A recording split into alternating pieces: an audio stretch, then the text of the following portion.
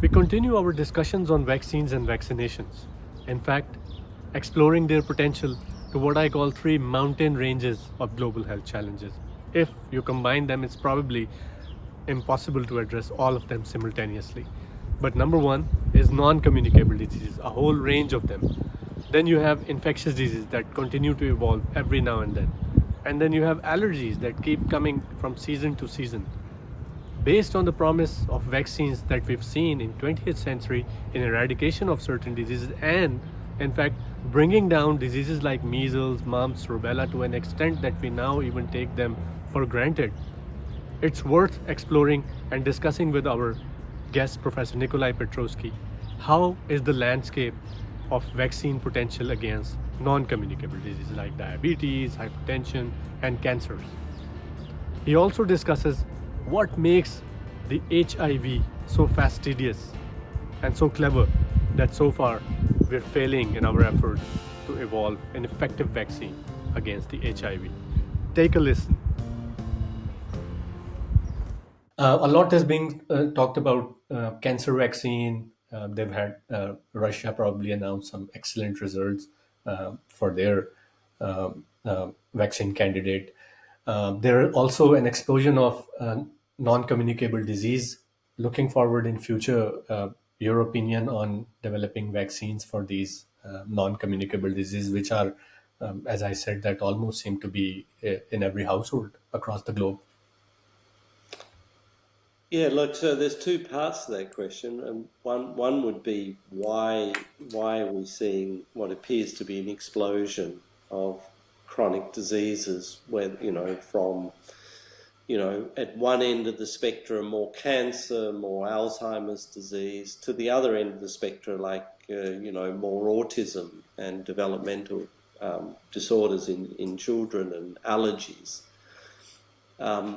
And that's a really important question that does need to be addressed, because a lot of the epidemiology says this is real. It's not made up.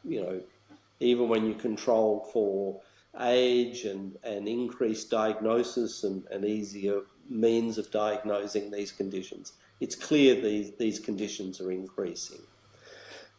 We don't know why. And we need to get to the bottom of that, because it can't be genetics, because genetics of the human population doesn't change over hundreds of years. So it has to be environmental factors. Right. And so that is never easy to tease out, because environmental factors, there's so many of them and often they're interacting. But I think the new US administration and NIH are clearly serious about trying to do more research to explore what are the environmental factors that might be impacting on this increase in chronic disease. And I think that's absolutely essential. It's a bit like we went for hundreds of years not realizing smoking was causing cancer till Sir Richard Dole, who was a great epidemiologist, and I got to meet him personally actually. And just really, you could just tell, like, fabulous thinker, wasn't scared to, push back a dogma, Mhm. and finally, convinced everyone that there was a causal link between smoking and cancer. But again, that had been happening for hundreds of years, people getting cancer from cigarettes. So there must be lots of other environmental factors like that Okay. and lifestyle factors that are driving the increase in chronic disease. We need to identify them and then work out how do we remove them, whatever they are. As I say, I'm not going to comment because I don't think we do know what all of those drivers are, but they're out there. Hmm. Then the question is, can we use vaccines or can we use the immune system to tackle some of these big challenges? Whether it's cancer, Alzheimer's disease, allergy, maybe one day autism. Can we actually develop vaccines that will protect you against those things? And the answer is clearly yes. We're in human trials at the moment with a cancer vaccine. We've seen, some absolutely miraculous responses. Does it mean we can cure every cancer? No. And we're still at early stages, but we've seen people who shouldn't be alive, who are clearly alive because they've had the vaccine. Um, you know, and again, we're not the only ones who've reported this. So yes, cancer vaccines work. You can show it in animal models that it works, and there's lots of human trials going on around the world with different cancer vaccines that have shown very promising results. Okay. Alzheimer's, again, we've shown, and others have shown, that you can actually prevent the development of Alzheimer's disease using immune engineering approaches, whether it's by giving monoclonal antibodies against the A-beta aggregates, which now is an approved FDA product. Unfortunately, very expensive, and you have to get injections every few months. We're now showing, and have shown in animal models, and are now doing human clinical trials to show you can achieve the same thing with an injected vaccine, which is much simpler and cheaper. Right. Allergy, again, a condition that can be treated with what we call desensitization treatment, which is essentially a vaccine where you vaccinate the person against the particular allergen. Just like when we're doing COVID, we immunize the person against the COVID proteins. If someone has allergy, you actually immunize them against the allergy proteins that are causing the allergy. Again, that's not novel. That's actually been around. We've shown you can improve that. So what I'm saying is, like, these are not. This isn't speculation.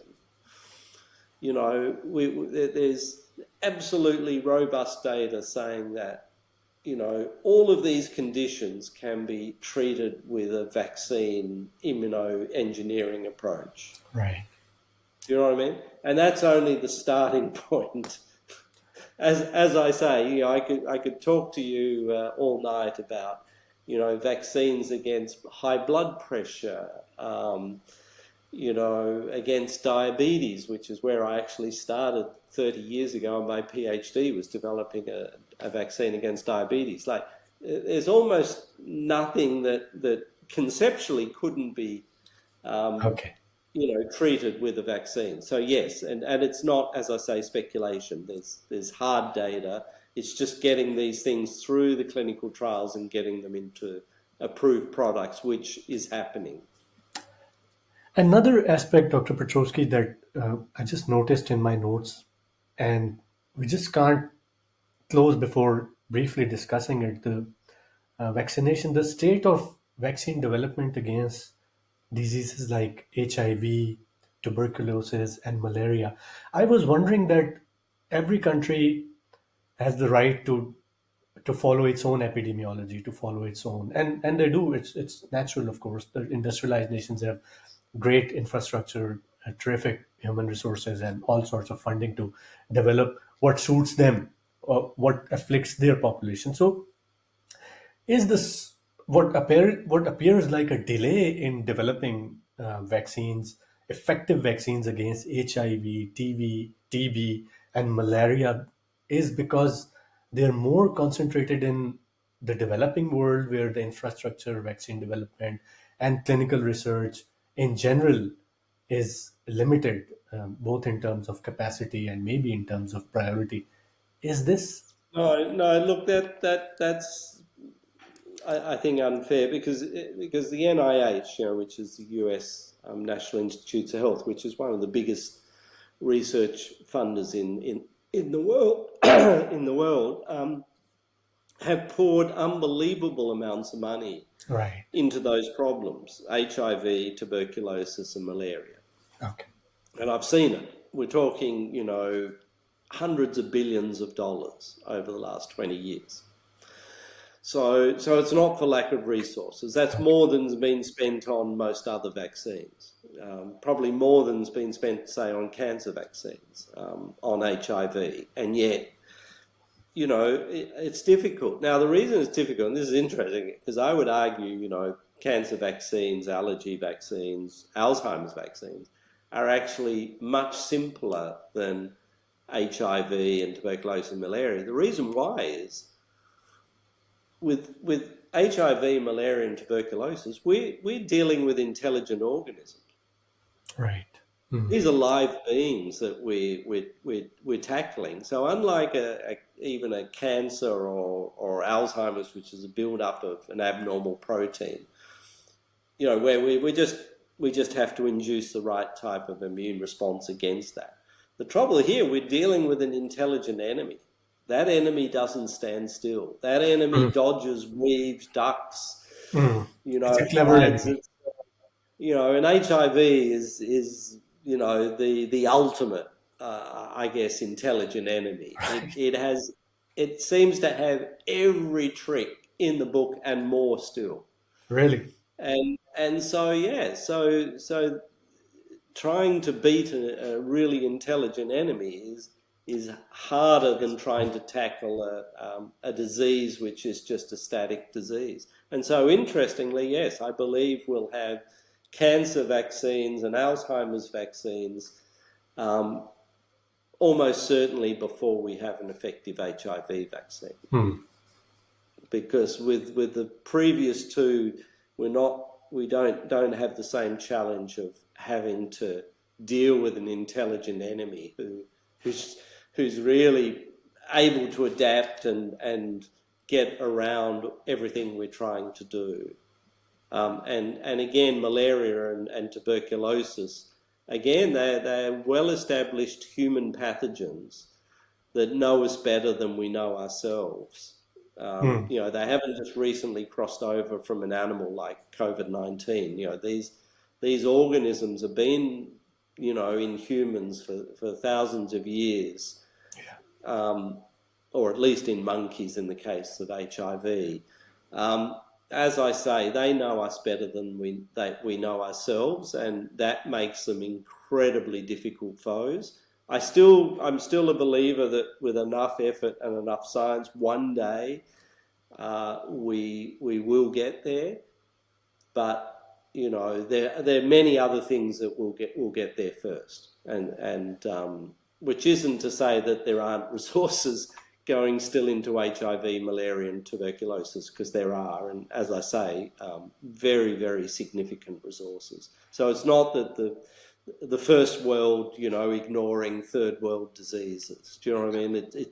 That isn't the case at all. I mean, everyone in the first world, all these funding agencies would dearly love to see a successful vaccine against any of those three organisms, but they just happen to be amongst the toughest challenges.